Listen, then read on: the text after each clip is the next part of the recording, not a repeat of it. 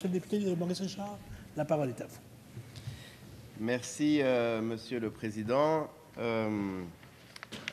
Je vous annonce tout de suite que je vais parler une vingtaine de minutes à peu près. Et je sais que Adèle, la personne qui s'occupe de nos travaux, est à l'écoute et veut s'assurer que je dépose ma motion. Fait que je vais commencer par déposer la motion qui va comme suit. Motion de grief. Donc, l'Assemblée nationale blâme le gouvernement de la CAQ pour ce budget inapte à préparer l'avenir en faisant face à la crise du logement, à l'adaptation au changement climatique et en allant chercher des nouveaux revenus afin de soutenir les finances de l'État. Voilà qui est fait. Je suis sûr qu'Adèle, entre autres, est satisfaite. Je la salue. Donc, j'ai déjà eu la chance de m'exprimer sur ce budget, mais je pense qu'il est important de revenir. Nous, on a beaucoup parlé de logement.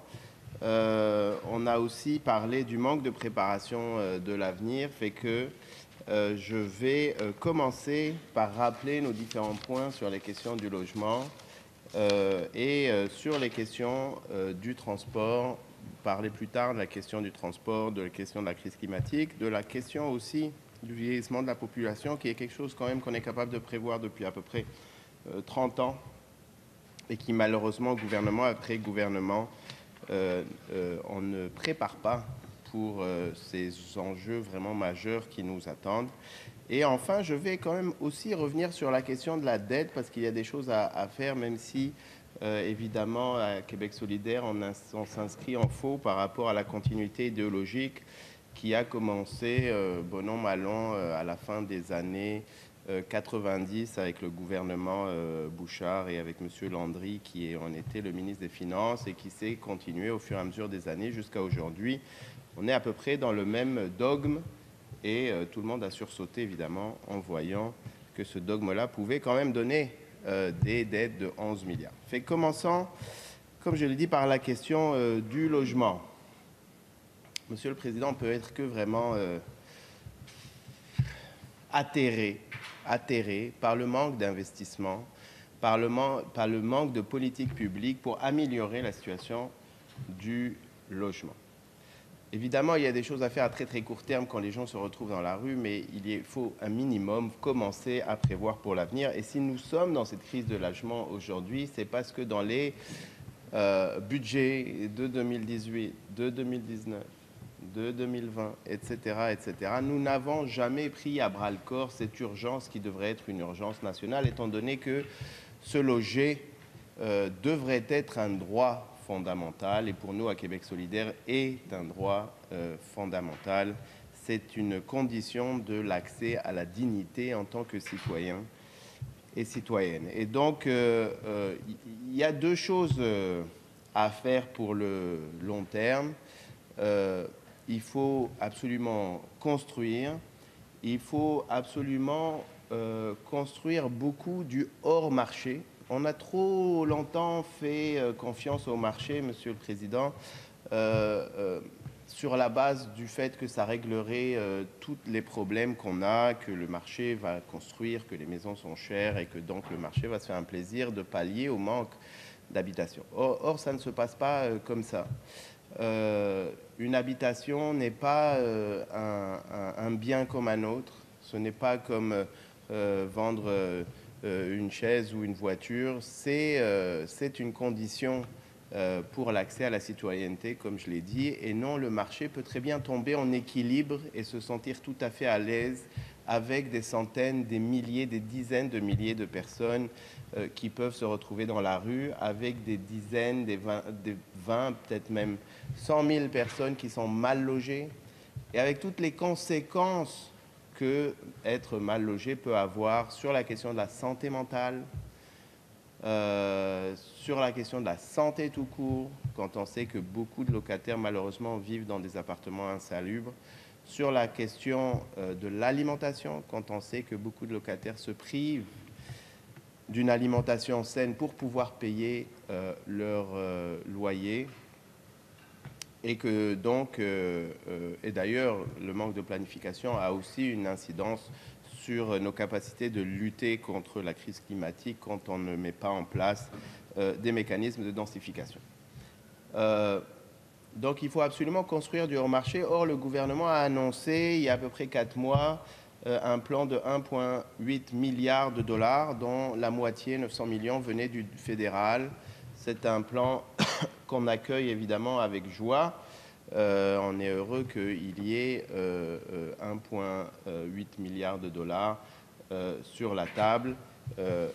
Évidemment, il est fort possible que ça ne soit pas assez, mais c'est quand même des sommes importantes. Et malheureusement, on a du mal d'ailleurs à s'expliquer à quel point est-ce que ce manque de sentiment d'urgence qui nous envahit n'envahit pas le gouvernement. C'est ce sentiment d'urgence-là qui envahit les maires et mairesses du Québec, qui n'arrêtent pas de parler des problèmes de crise qu'ils sont obligés de gérer, principalement au début de chaque mois de juillet, mais pas seulement, où il n'y a aucune de ces sommes-là qui sont dépensées, Monsieur le Président, dans l'année 2024-2025 qui nous attend. Pas un dollar n'est dépensé pour les 7500 logements qui sont inscrits dans ce budget-là. Et donc, les dépenses commenceront pour l'année 2025-2026. Et pas un dollar non plus ne sera déboursé pour les 500 logements pour les personnes itinérantes.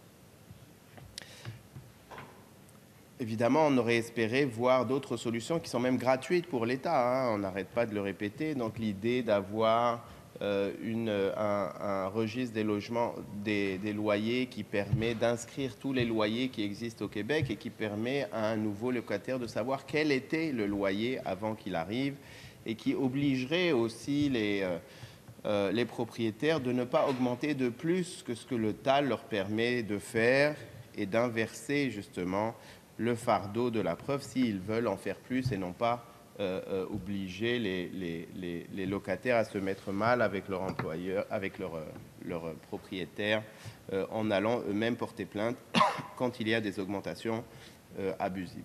Abolir la clause F aussi, pas plus tard que la semaine dernière, il y a quelqu'un de ma circonscription qui m'a écrit où ils ont reçu une augmentation de 60% de leur loyer parce que l'appartement qu'ils avaient pris il y a 2 ans était neuf et qui se retrouvent donc avec des augmentations en fait qui n'ont juste aucun plafond. Et cette proposition-là aussi n'aurait rien coûté au budget. Enfin, évidemment, il y a la question d'orienter le marché, de permettre à des nouvelles habitations de sortir sous terre. Le fédéral a décidé de couper la TPS pour les nouvelles constructions. Nous, on pense que quand il y a beaucoup de millions, dans ce cas-ci de centaines de millions d'argent public qui devraient être mis sur la table, ça devrait quand même orienter les décisions des politiques publiques. Et donc, on ne pense pas que la TVQ devrait être enlevée de manière égale, quels que soient les projets. On pense que pour tout ce qui est non lucratif hors marché, donc OSBL principalement, coopérative, il faudrait annuler la TVQ. Et puis, pour tout ce qui est dans le marché, il faudrait en enlever 50% si la porte coûte moins de 450 000. Ça aurait été une proposition qui permet aujourd'hui de construire des appartements qui seront disponibles dans 1 an, dans 2 ans, alors que d'ores et déjà, on est capable de savoir, étant donné que cette année est une année où il y a très peu de mise en chantier, que nous sommes en train de magasiner des problèmes absolument terribles pour les 2-3 prochaines années qui vont venir s'ajouter aux problèmes que nous avons déjà en matière de crise de logement. Et ça, c'est une énorme dette, Monsieur le Président. On parle beaucoup des dettes du Québec, mais qu'est-ce que ça coûte d'avoir une crise de logement? C'est absolument terrible, ce que ça coûte à l'économie d'argent qui n'est pas mis pour fructifier les PME, l'accès au commerce de proximité, évidemment, toutes sortes d'autres dépenses qui sont bien plus essentielles que de mettre de l'argent dans un loyer, évidemment, sans compter les gens qui se retrouvent à la rue et qui ont besoin de beaucoup de services qui coûtent évidemment très cher à la société pour pouvoir les rattacher, les ramener vers une vie digne, une vie meilleure. Et on se passerait de tout ça pour éviter que les gens tombent dans la spirale. Et malheureusement, ce que nous avons vu comme budget ne répond pas à ces exigences. L'autre problème, évidemment, c'est la question de la crise climatique, Monsieur le Président. Malheureusement, année après année, on se retrouve devant un gouvernement qui n'est pas capable de prendre à bras-le-corps la lutte à la crise climatique. On a vu les investissements en matière de transport. Encore une fois, la part du lion revient à la voiture. Plus des 2/3 de l'argent revient à la voiture et moins de 30% revient au transport en commun.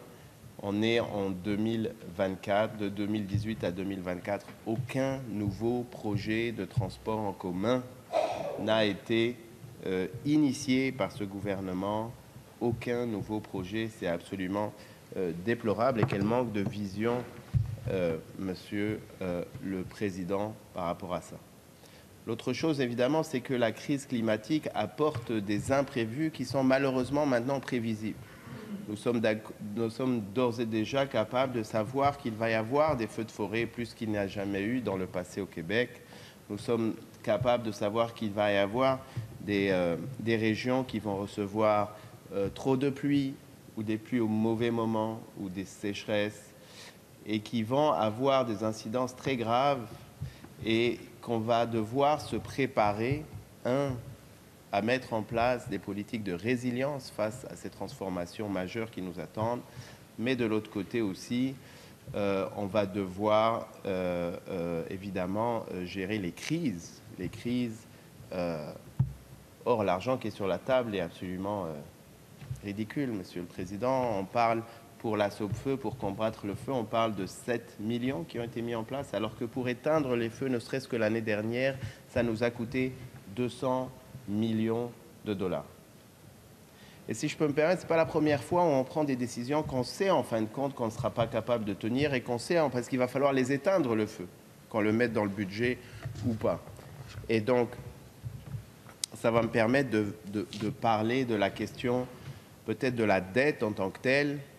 J'ai entendu nos collègues du Parti libéral s'offusquer, évidemment, très très fort par rapport à la taille de la dette qui est effectivement très grande, même si évidemment tout le monde sait qu'il y a dans cette dette-là un 2,2 milliards pour les fonds de génération. Il y a aussi 1,5 milliard de provisions, mais quand même, effectivement, c'est une dette. Et je vous dirais que la chose la plus étonnante dans cette dette-là, c'est qu'il y a seulement 4 mois, Monsieur le Président, on a une mise à jour économique qui parlait juste de 4 milliards de dollars, si mes souvenirs sont bons.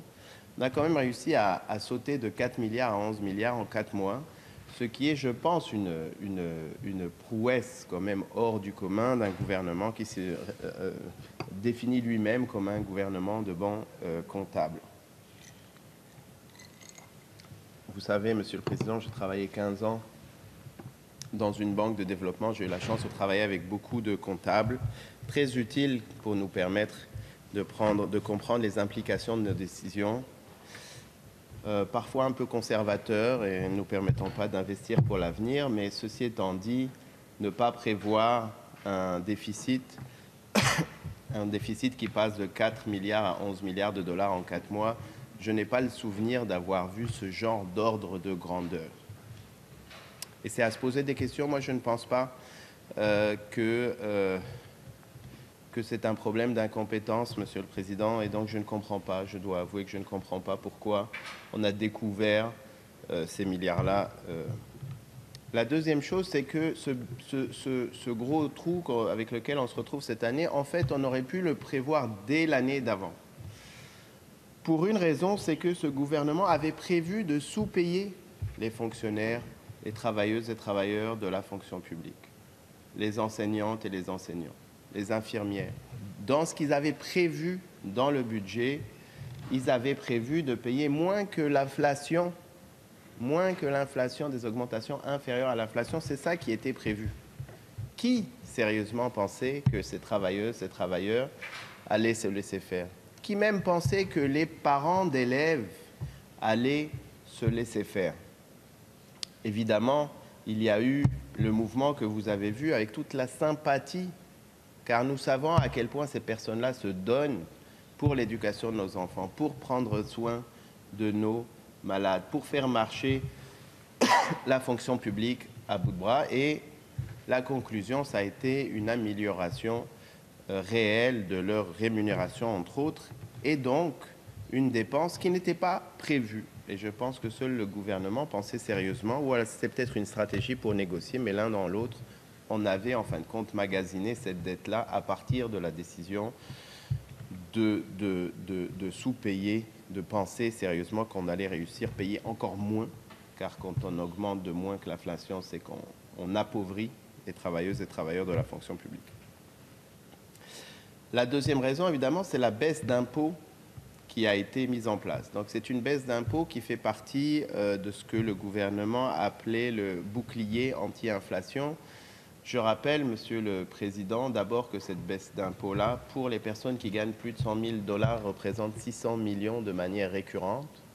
C'est la seule proposition qui est récurrente année après année dans cet argent qui a été distribué sur la question de l'inflation. Les chèques de 500 piastres qui ont été donnés aux gens qui avaient du mal à se nourrir alors que le panier d'épicerie a augmenté de 11% en une année, alors que leur loyer existait, non seulement il a été dépensé, mais il n'était pas récurrent. La seule chose récurrente, ça a été cette baisse d'impôts qui va nous appauvrir année après année. C'est quand même triste. C'est quand même triste qu'on fasse ce cadeau-là au 10% le plus nanti, quand on sait qu'en plus le 30% le moins nanti ne paye pas d'impôts parce qu'il est trop pauvre, Monsieur le Président. Et donc il n'a rien reçu de récurrent dans cette offre-là et il va se retrouver, lui, à être appauvri par le fait qu'on ne sera pas capable de maintenir tous les services comme on le fait.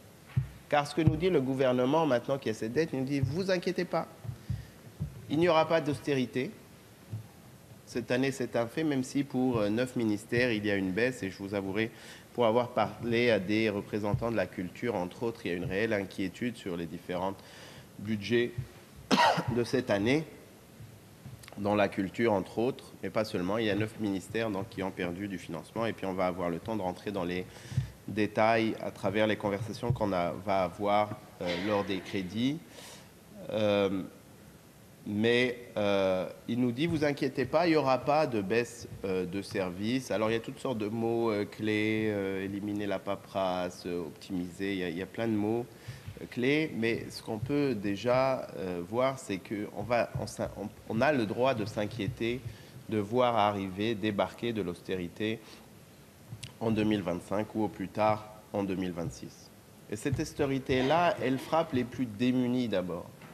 Elle frappe les femmes avant tout, car c'est elles qui perdent leur emploi dans ces moments-là. C'est elles qui ont le plus besoin d'avoir accès à des services dans ce moment-là. On a déjà vécu une austérité en 2017 qui nous a été imposée par le Parti libéral, qui a fait terriblement mal à nos services.